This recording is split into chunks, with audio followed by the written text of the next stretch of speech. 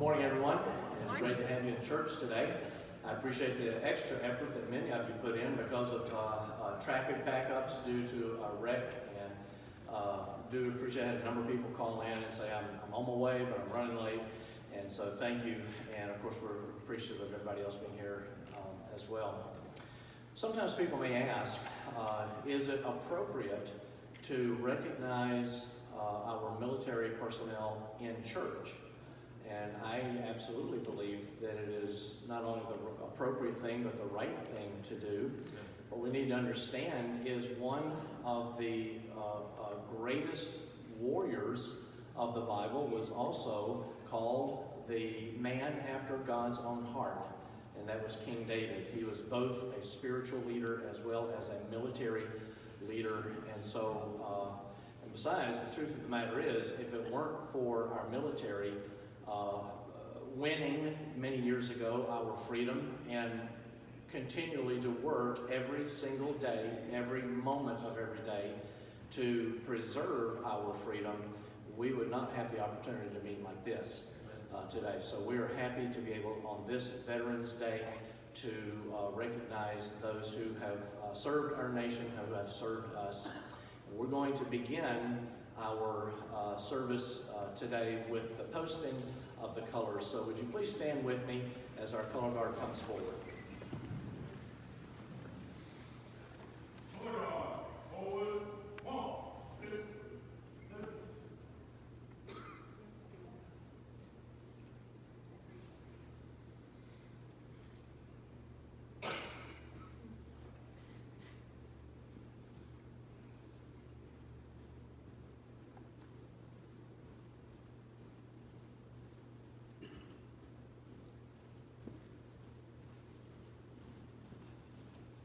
March time, march.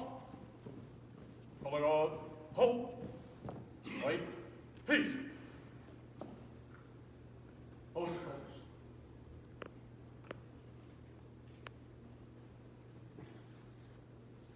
Please stand. Hold.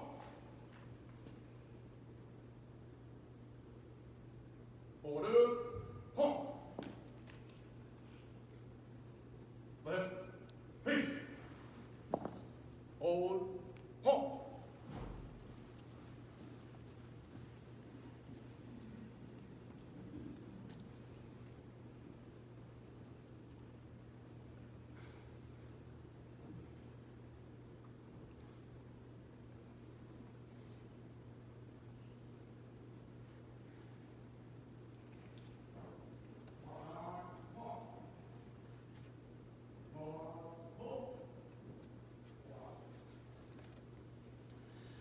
We're going to do things just a little bit different than we normally do. We're going to have a couple of congregational songs before we get into the honoring of our veterans, which we will commence that with the saying of the Pledge of Allegiance of our flag. We'll do that right after we sing. Let's sing this morning, stand up for Jesus.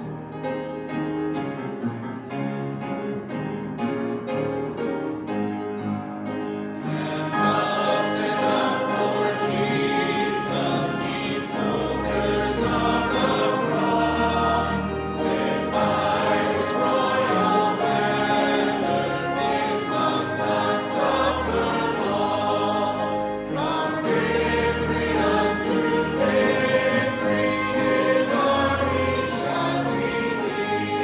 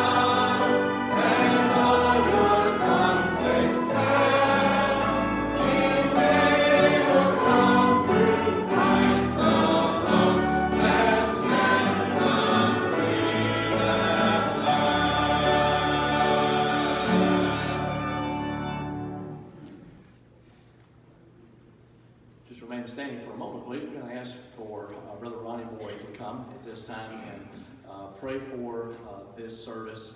Then remain standing, please, for the Pledge of Allegiance to our flag. Let us pray. Father, thank you for this beautiful day that you've given us to attend church and of our here today. And just remember the missionaries that we support that don't have that opportunity to have an open service like this in these closed countries. Help them stay underneath the radar and not be asked to leave the country, that they can still continue to do their work, Father. We ask now to be with those that were unable to attend today for their illness, whatever it be, that it be your will that you cure them and have them to come back and be with us in fellowship and worship as soon as possible. Father, we ask too today to remember our military men and women that have served. Some of them have made the ultimate sacrifice of giving their lives to protect our Constitution of the United States and our freedom that we have. Father, we just ask you to be with the Brother Powell today as he brings us a message, give him the clarity of thought to deliver his message, and may the Holy Spirit stir in our heart that it will accept it. And Father, we just be with those that just ask you to, in all in Jesus' name, amen. I'm sorry, I made a little bit of an error. Could you be seated for just a moment before we get into our special recognition? We want to recognize our visitors. If you're visiting with us today for the first time or the first time in a long time, we'd like to be able to have a record of that. What we'd like to do is to ask you to fill out one of our guest registration cards, and there's a place there for some basic contact information. We'd like to be able to have that record. We'd like to be able to give you a gift. Now, we have a pen that accompanies that card. We'd like for you to keep the pen. It's a promotional pen, but you know what? It's pretty decent. I enjoy writing with it. So if you would keep that, that would be great. And then what I'd like to ask you to do is, after the service, if you would, meet me out at our Welcome Center there. I'd like to be able to have a chance to greet you. I'll take your card from you at that time, and just kind of touch base one more time before we have let's see, we're actually going to have a dinner today. So what I'm going to do is I'm going to wait up here. So when you get in the line, come this way, and we do want everybody to stay, even if you didn't know we were going to have a dinner, even if you didn't bring anything. Believe me, we have enough. And we'd love for you to be able to join with us today for the meal. So I'll be standing over here just on the other side of the pianos, and I'd like to be able to greet you. I'll take your visitor's card at that time. So would you do this if you're visiting today for the first time or the first time in a long time? Would you just slip your hand up a little bit? These guys are headed back right now, and they're going to give you that card. And if you would, just fill that out. And like I said, bring it to me. I'll be standing right over here right after the service this morning, and I'll have the opportunity to greet you or to greet you again. All right, they're coming around, so if you would patiently just keep your hand up, they'll be right with you. And they're coming from the backside there. All right, folks, thank you for your patience. We do appreciate all of our guests being with us here today, everybody here today as well. Everyone stand together, please, at attention.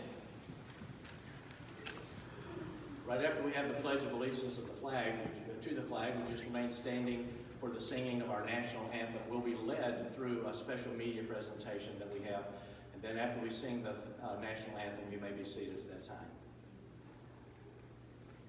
I pledge allegiance to the flag of the United States of America and to the republic for which it stands, one nation, under God, indivisible, with liberty and justice for all. Remain standing, please.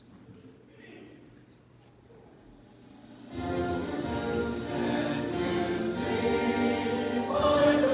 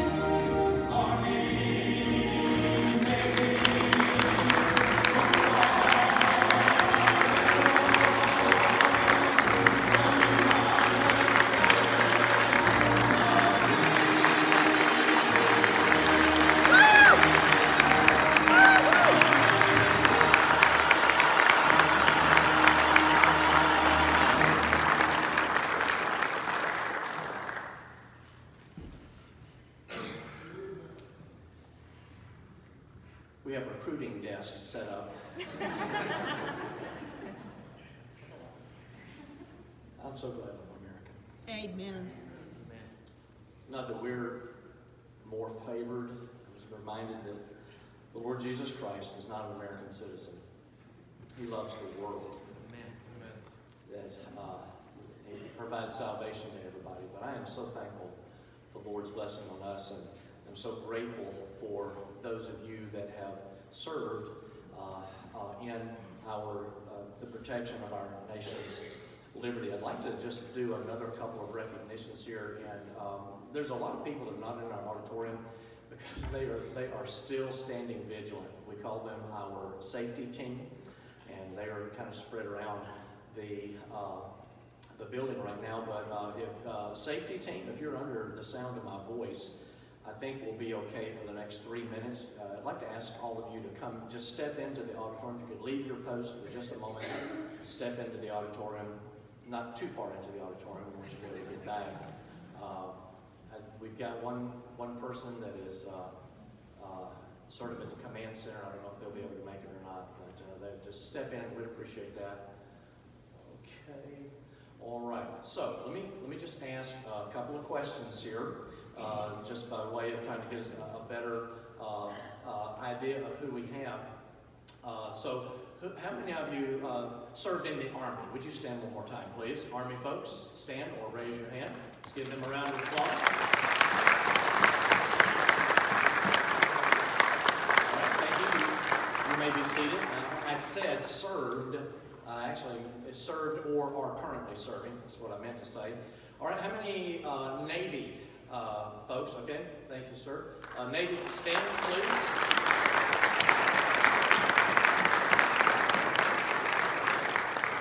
Brother Harper, I think we're going to have you stand again in just a second, so don't go too far away.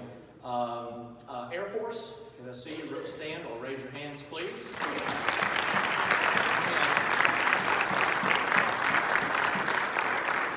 I didn't see anybody from the Coast Guard. Do we have any Coast Guard personnel here today? I didn't think so. All right.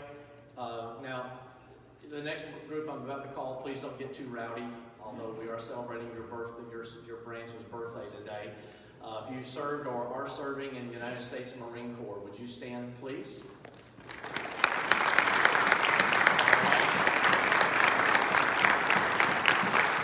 Thank you. You may be seated, and we appreciate that. All right, a couple of other questions. Who in here served in more than one branch of the United States military? Would you stand, please? If you served in more than one branch of the military. All right. Okay. Great. We have Brother Richard Palmer. I believe it was Navy and Army, right? And then Brother Thornburg, Army and Marine Corps. Is that right?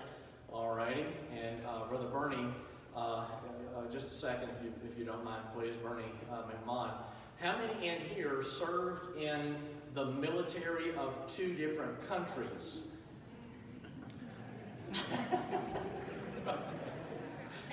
Brother Bernie, could you, nice and loud, tell us what was the first military that you served in? Her Majesty's Royal Navy. Okay.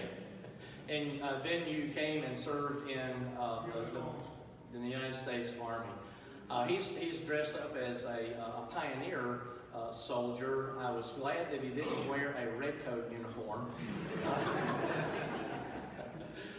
We do appreciate all of these folks. Thank you, ladies and gentlemen. Can I ask this? Is there anybody here today who served during the Vietnam War? Would you stand, please, if your service was during Vietnam?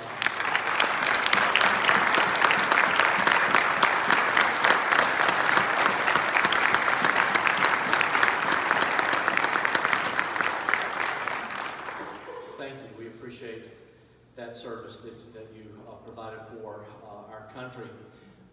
Let me ask this. All current military personnel, and you are 25 years old or younger, and you are currently serving, could you stand, please?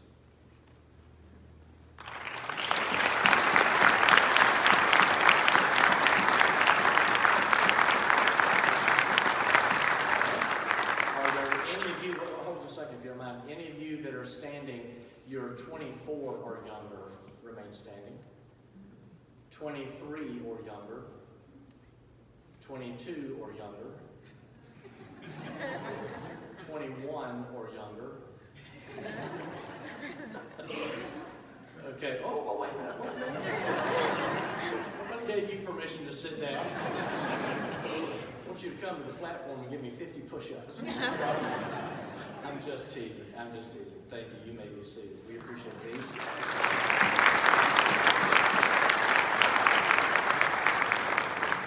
All right, now let me ask you this question. I don't guess anybody would currently be serving, but if you are, or you served in the military in the past and you are 60 years old or older, would you please stand? 60 years old or older, would you please stand? In the military.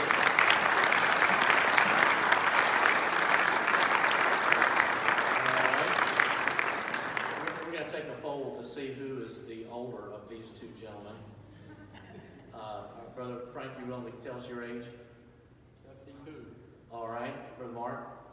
63. 63. And we had a late stander right back here, Kathy Stewart's dad. I'm sorry, he was, say again? He's 88 years old.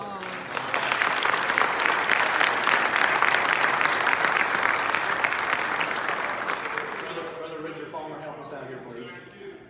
Say again, please, so we can hear. Mr. Harper, would you stand, please? Richard, could you help us? Come up here. Okay, there we go. All right.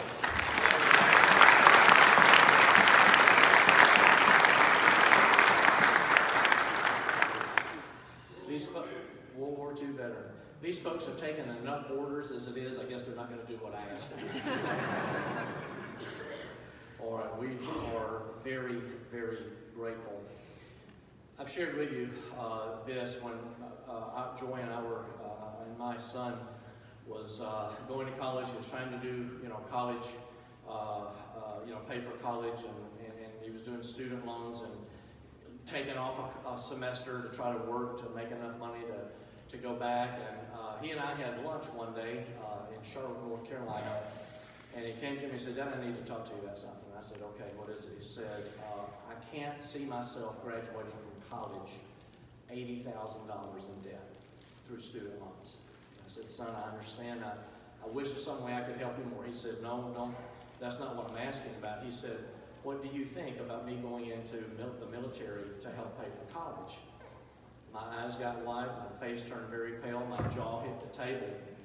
And once I regained my composure, I told him this. I said, "Son, defending our Constitution and defending the freedoms that we enjoy, humanly speaking, there is no more noble cause than that."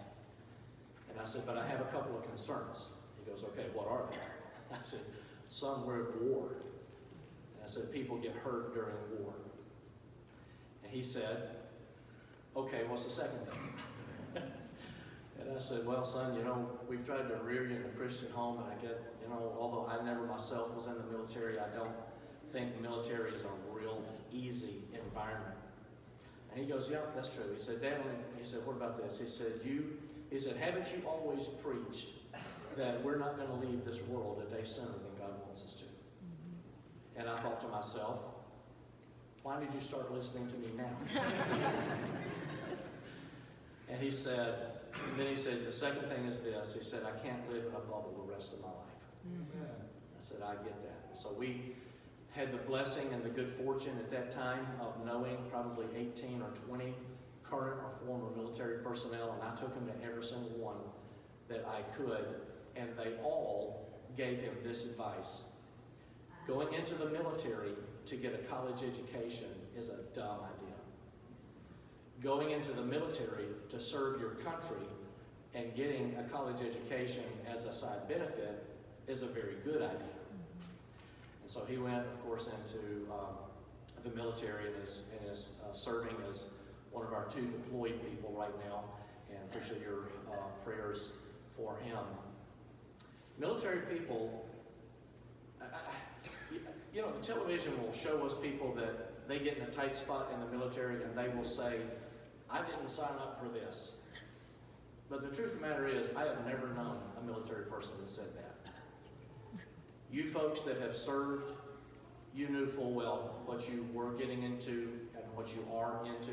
You might not have known all of the exact details, but you have done a service to us, for us, and I, as the pastor of our church, would like to say on behalf, not of a grateful nation, because I can't speak for the nation, but on behalf of a grateful church, we thank you for the sacrifices that you have made, for the things that you have done to ensure that we have the freedom here today.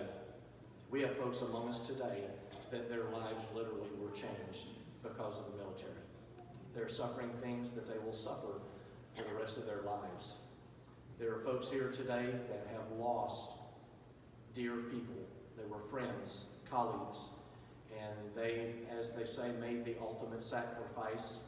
They laid down their life that we might have freedom, and we're grateful for that. And there is no way that we as a church family, if there are any of you here today that have faced that situation, that we can even know what you feel and how you're doing that. But we just want you to say thank you.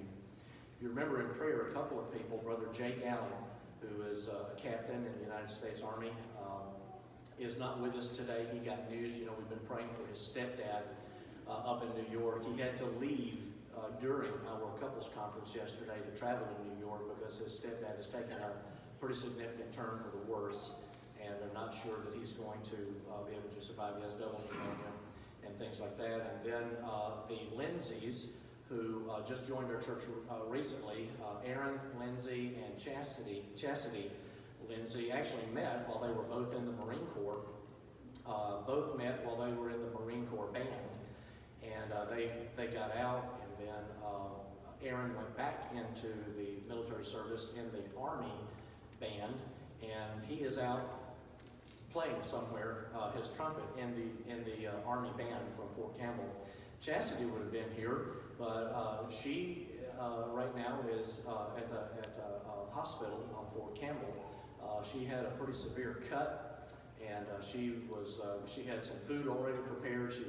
She said, "I'll bring it in, I'll drop it off, but I've got to go to the hospital." I'm going, I said, "Chastity, don't worry about it. Just go take care of yourself." She dropped the children off, and we're looking after them. And she said, "Nope, I'm a Marine. There is no turkey left behind." She didn't say that, but she said, "No." Marines finished the job. And so on her way to the hospital today to get stitches, she stopped by the church. So that would be true. That would be indicative of every military personnel that I know going above and beyond the call of duty, and we are grateful. We're going to sing another song congregational right now. It will be the song for our offering as well, and then this part from going forward will be more of a traditional service for us right now. So let's stand together, please. Sing this song. It will be the song for our offering.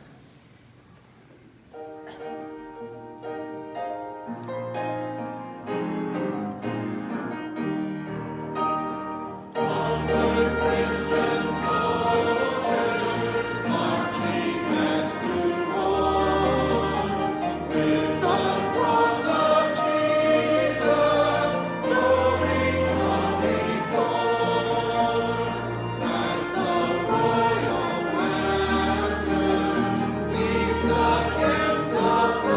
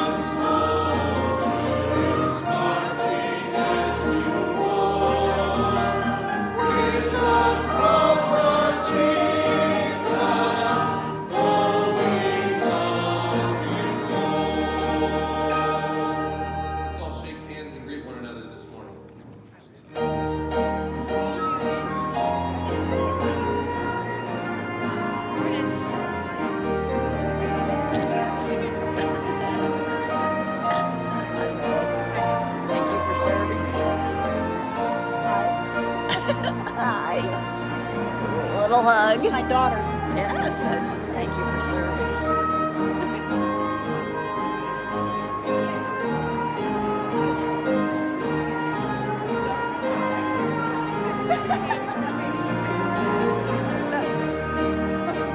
Miss Janet?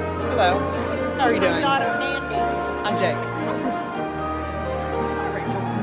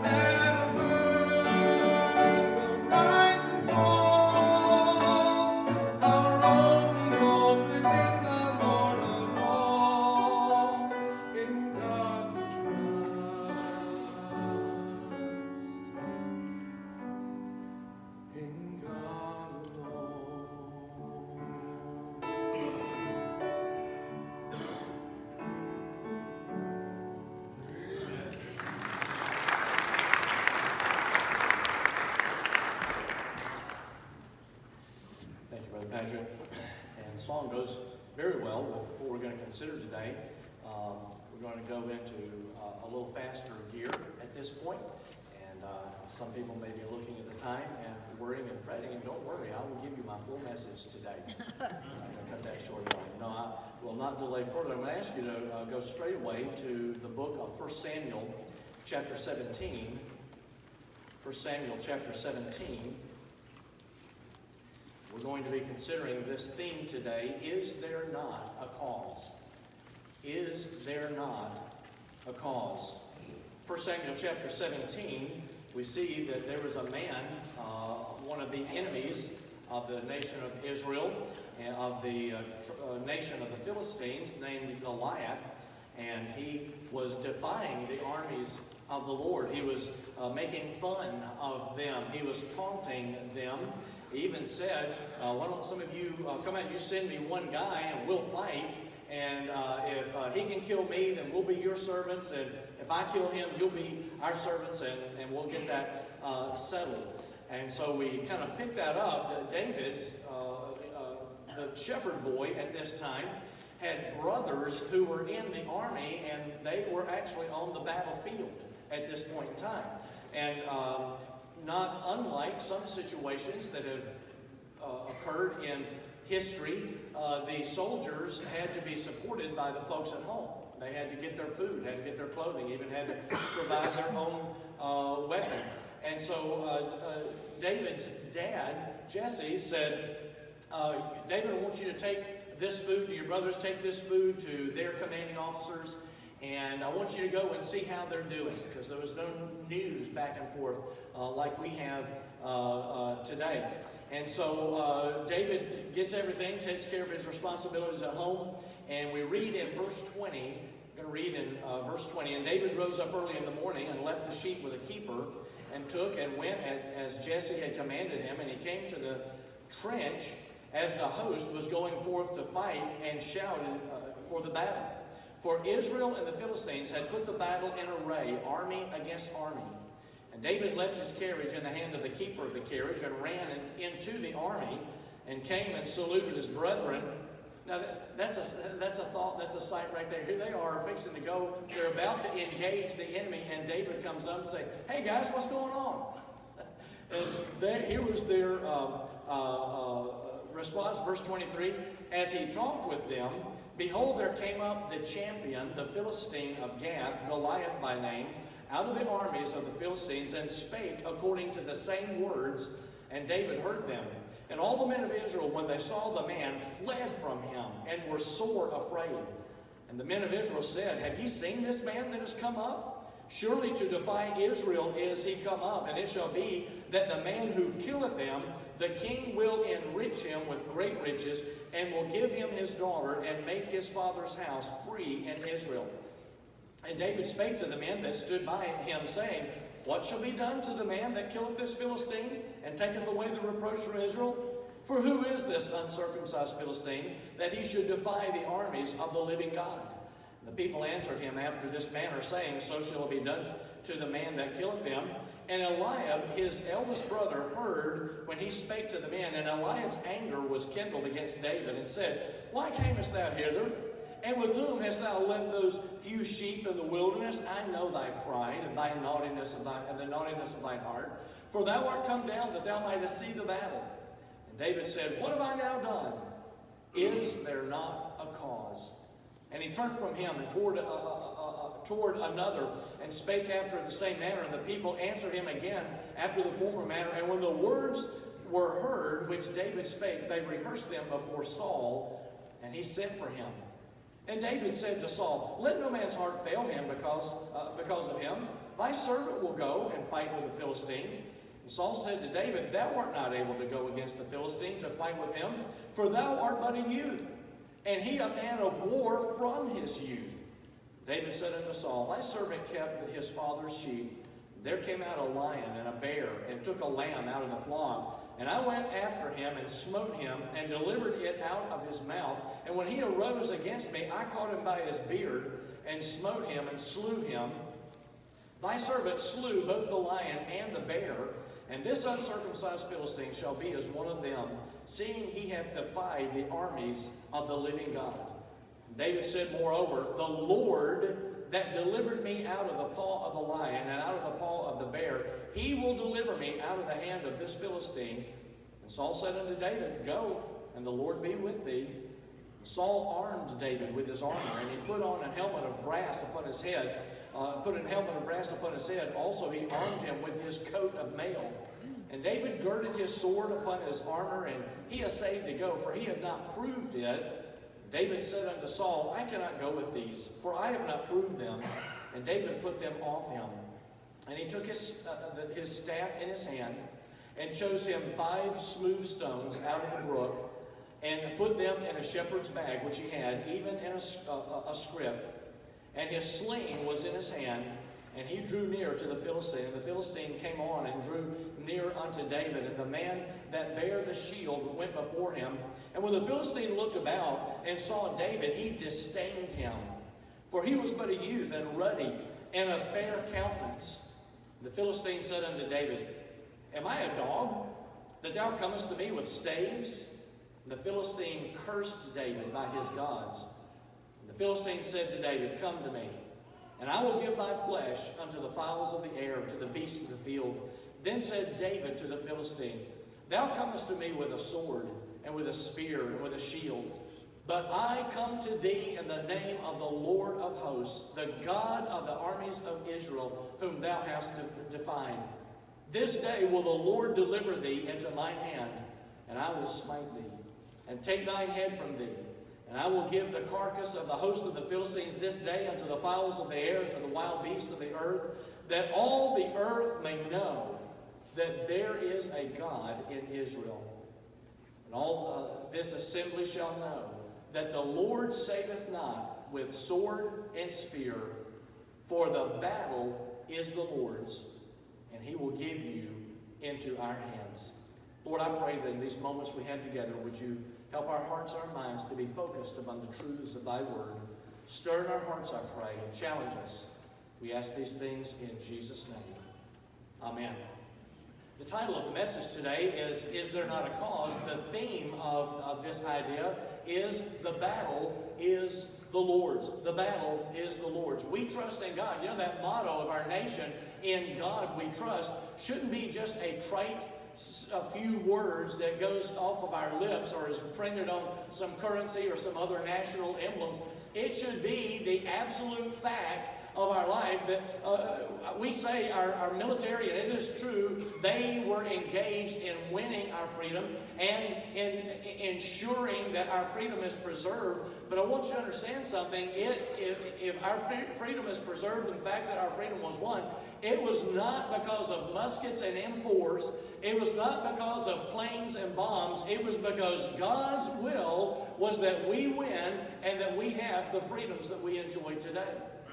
But regardless of what people may tell you, this nation was founded upon godly, Christian, biblical truths. And I will not apologize for making that statement to anyone. God placed his favor upon us. And I hope you understand, that's not to take away from any military personnel. But what we have to understand is our military are simply tools in the hands of God that brings about the freedoms that we enjoy. David was a mighty warrior. He didn't start that way, but he was a man also after God's own heart. And the thing we understand today, and I especially want to say to you who are current military personnel, you're on active duty, I want you to understand that if you are a born-again Christian, you can have a good, godly Christian testimony and be a good warrior at the same time. Now, you know what? We think of people being after God's own heart, and some of the things that our military personnel have to do, they're distasteful. I heard my brother was telling me once. One of my brothers, who they also served in the military, he said it doesn't matter what your profession is, your MOS. He said, actually, the truth of the matter is, everybody's job description is the same: kill other people. He said, it doesn't matter if you're a cook, you're helping to provide those that are winning the battle. If you're logistics, if you're a mechanic, all of that goes together to help our people that are sort of at the tip of the spear, if you want to say it that way, to get the job done. But I want you to understand, it doesn't matter what you're doing, you can be a good soldier. You can actually be the best soldier in your group and still have an outstanding Christian testimony. That's what David did. We see here that David came to the battle and faced a guy by the name of Goliath. The Bible tells us that Goliath was a champion. In verse 4, which we didn't read, verse 23, and then in verse 51. The word champion means he was skilled. Doesn't mean he was the winner. It meant he was skilled at what he did. Or it has the idea of one who settles a dispute. Goliath was a giant. I think everybody knows that. His height was 6 cubits and a span, the Bible tells us in a different place. We're not exactly sure what a cubit is, but most people think it's roughly 18 inches. It's the point from your elbow to the tip of your finger. Now, if you go home and measure yours as an adult, you may find it's not exactly 18 inches. I think I measured mine's about 19 and a half inches. But back in those days, 18 inches, that was about what it was. So a span, they say, was if you were to spread your hand out, it would be from the tip of your thumb to the tip of your little finger.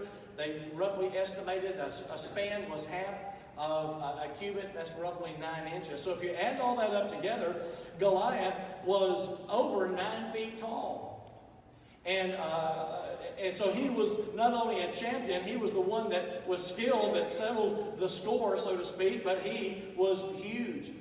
9 feet, 9 inches tall, almost 10 feet tall. Goliath was strong. He carried heavy armor. His coat of mail, the Bible tells us, was 5,000 shekels of brass. That was about 150 pounds.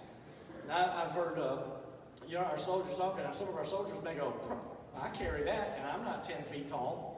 Well, that was just his coat of mail. He had everything else that went along with it. His spear, his sword, they were huge. But he was strong. And if you carry that much weight, you're strong too. And I appreciate what you do. He was not only the champion, he was not only huge, he was strong, but Goliath was the enemy of God. He defied Israel and Israel's God. We see in verse 47, as a result of David's understanding that the battle is the Lord's and that there was a cause to which they should have all been dedicated, I want us to see just a few simple things this morning very, very quickly. Number one, because David trusted in God, because David knew that there was a cause, because he knew that God didn't, the battle was not determined by the stature of the enemy or by the firepower in my armory, it was of the Lord. He was not afraid to take the lead. Here he was, a shepherd boy. He wasn't even in the army. He showed up and all the soldiers were scared, and he looked around and he said, what's the big deal? I'll take care of this guy. He was able to lead. He led for Israel and for God. He said, he's not going to talk about my God that way. He was able to lead against Goliath, and I'm sure David was just he wasn't a big guy. He was a youth, the Bible tells us. He was ruddy and fair-complected. So he walked up, looked up at Goliath with not the least amount of intimidation, because he knew that his God was much bigger than Goliath. He was able to lead. We see the extent of his leadership. David was not intimidated. He was not intimidated by his own stature, by his own position, or by his own age. See that David was not only afraid to take the lead. And listen, brothers and sisters in Christ, when we understand that there is a cause, it will enable us, it will motivate us to be able to stand up for the thing that is right and say, this is the right thing. There is a cause. Secondly, we see that David was not afraid to take the lead, he was not afraid to take a stand. He was not afraid to take a stand. He was not afraid to let it be known to other people how he believed and what he thought was the right thing. He took a stand for Israel. In verse 45, he said he said to the Philistine, you come to me with a sword and a spear and a shield, but I come to thee in the name of the Lord of hosts, the God of the armies of Israel, whom thou hast divided. He said he had patriotism. He was willing to stand up and say, this is my country, and you're not going to cause my country to be intimidated like that. He not only took a stand for Israel, he took a stand for God. Now, you know, the truth of the matter is, God doesn't need any of us. God isn't worried about the size of the offering or the number of people in attendance. He doesn't need us, but we need Him. And I want you to understand, if there's somebody here today and you think you are a self-made man or a self-made woman, I want you to understand, whether you know it or not, whatever you have accomplished in your life has not been because of your inherent abilities and talents. It has been because of God's blessing upon your life. A preacher friend of mine was talking to a guy, and he was pretty arrogant, the guy he was talking to, and he was one of these self-made men. And they were talking back and forth, and he kind of got to the point where he wanted the preacher to know he was a self-made man, and he said, "Preacher, I want you to know something. Everything I've got, I have gotten with," and he started to say, "these two hands." And the preacher cut him off and said, "With the grace of God." And he goes, "Well, yeah, there's that." If we don't have Christ, we have nothing. The truth of the matter is, the Lord chooses to bless even people who don't give God not only glory, but don't even give Him the time of day in their thoughts. Every good gift and every perfect gift comes from above. And I want you to understand something. Whatever success you or I or this church or your family may achieve in life, it is because of the blessing and the good graces of God Almighty. He was able to take a stand for Israel, take a stand for God.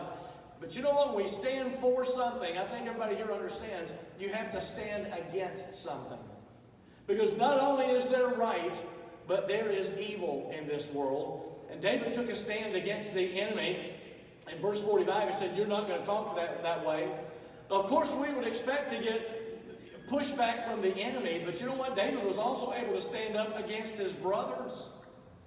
It's oftentimes those that are near us that try to keep us from doing the thing that is right. Sometimes those close will oppose us. But he not only was opposed by his enemy, not only was opposed by his brother, but he was opposed by the commander-in-chief, Saul. He said, "Well, Lord, let me hear this guy. Let me see him." And he walked in, and you know, we have thoughts of what a real warrior looks like: broad shoulders, square-cut jaw, you know, and ladies, we don't want you to look that way. But you know what I'm saying? It's just that kind of that middle image that comes into mind. David didn't fit any of those. And I can't imagine any differently, but as Saul saw David walk in, he probably may have said under his breath, "Oh, good night. This is what's going to deliver us." And so he started trying to talk David out of it and say, "Look, you're just a young person. That fella out there has been a warrior ever since he was a young person. He's got experience on his side. He's got stature on his side." He said, "All right, David, if you're going to do it, let me give you some tools." And Saul took some people think it was Saul's armor, but you know, Saul was head and shoulders above anybody. Saul was a warrior, and he knows that if you're a size 10, you can't give them size 13 combat boots. Now, some of you may have been mismatched like that in the army. You know, I get that. But you know, that's not going to help you. That's going to be a hindrance to you. So I think that Saul probably got an armor fitted to him, and David's kind of rattling around in this chain mail, and he gets the helmet, and you know, and he gets the sword, and finally he says, "Look, I can't do this." And he took it all off. He said, "That's not me. That's not how God has trained me. Thanks, but no thanks. I've got to leave this behind." And he went on his own way. So David was not afraid to take the lead. He was not afraid to take a stand. And then lastly, David was not afraid to take the battle to the enemy. He was not afraid to take the battle to the enemy. He was prepared. David took his training seriously. The time in the wilderness while he was out there all by himself and maybe having visions of what life might be like, and he may have thought, "Oh my, you know, I'm out here in the wilderness, I'm all by myself, and got these few sheep." All of a sudden, the roar of a lion. David snaps into action, and he goes and he does business with the lion. Knocked him down. Got the lamb out of his mouth. When the lion got back up to make a counterattack, David got him by the wrong part. He grabbed him by the beard. I will tell you what, if I was in the presence of a lion, I'd want to get as far away from the teeth as I could. But he grabbed him, and David said, "It wasn't me. It was God that enabled me to do that." Then the same thing with the bear. The bear came and he killed the bear. And David said with absolute confidence, because of how God had worked in his life, he said, this guy, he's going to be the same thing. He's going down just like the bear and the lion. But he was prepared. He took that time of training out in the wilderness seriously. He was prepared. You know, some people may look at today and say, you know what, this is just tough. It's so hard. But what we need to understand is the thing that you may be in right now, maybe not the mission, it may be the training. Training is always hard, right? Nobody trains to be easy. You train even worse than you can anticipate. One of our son's missions as a PJ had to fly out into the middle of the Atlantic Ocean, 500 miles east of Bermuda. That's out in the middle of the Atlantic Ocean. There was a freighter out there that had an explosion. There was a fatality, at least one fatality, and several people critically injured. And they flew some PJs out there to try to give assistance. He goes out of the C-130, got his Zodiac boat, got all his equipment, got his parachutes out. And of course, I know this doesn't come as a surprise to anybody, nothing went right. He can't find the boat. He can't find his equipment. He's there treading water in really high waves. And he said, the first thought was like this, oh great, I'm going to die right out here in the Atlantic Ocean. And so he's finally scrambling some stuff together, and he's headed over to try to get onto the freighter. And here's what he said. He said, Dad, I thought to myself at that point in time, at least it's not NDOC.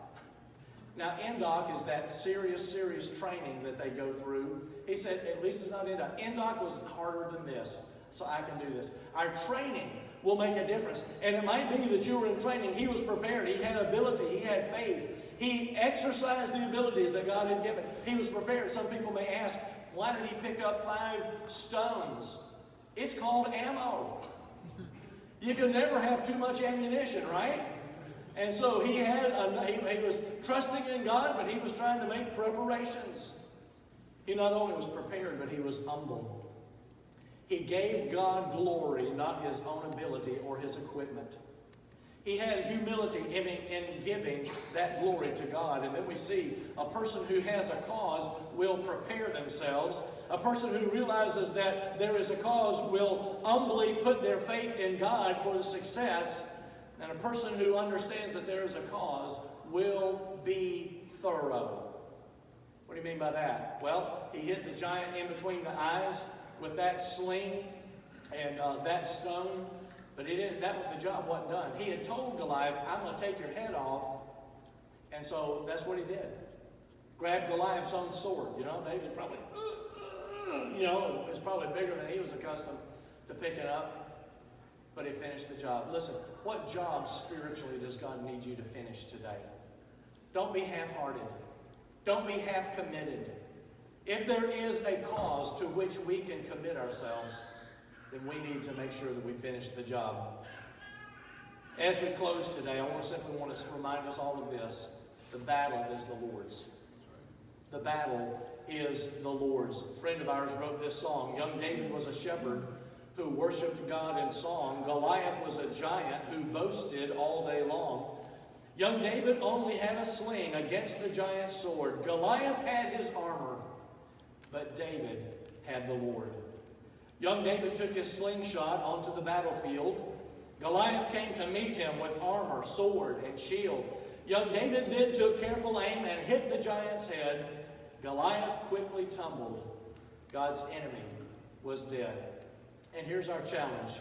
Put your trust in David's God and watch the giants fall.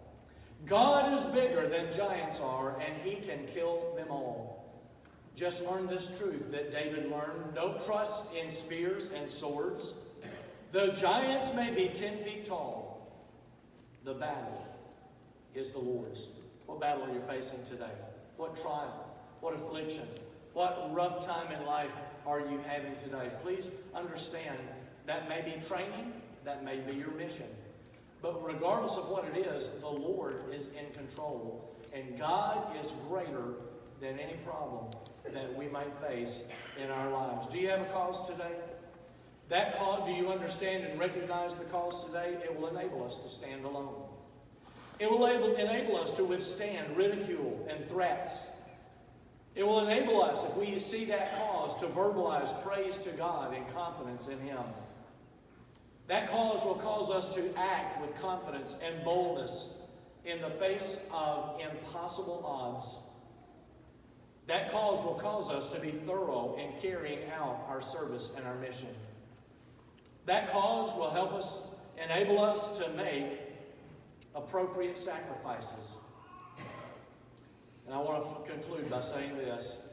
There is no cause greater than the cause of Christ. Serving Him.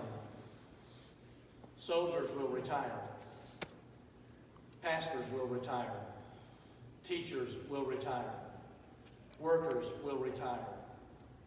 But the cause of Christ goes forward.